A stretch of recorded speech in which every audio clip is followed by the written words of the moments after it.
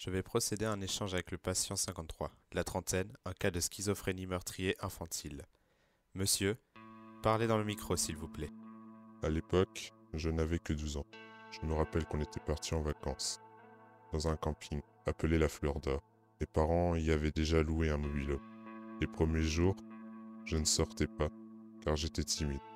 Un peu trop même. Malgré cela, je me forçais. Et un soir, ils ont couché ma petite sœur, 9 mois. Je devais la garder, afin qu'ils s'amusent. Au début, c'était tranquille.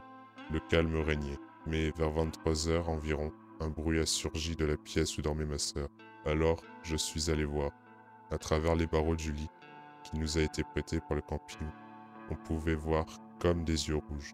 Je me suis approché, et la porte a claqué derrière moi en réveillant ma sœur. Les yeux avaient disparu.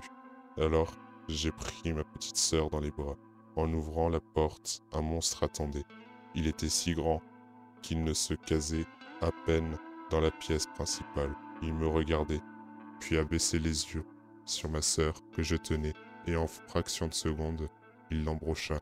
Paralysé par la peur, je ne pus bouger. À ce même moment, mes parents rentraient, et le cri de ma mère me ramena à la réalité. J'avais dans une main un couteau en sang, et dans l'autre, ma sœur, morte. Son petit corps a été transpercé par une centaine de coups de couteau. Je n'avais pas compris ce que j'avais fait. Échange avec le patient 53, fini.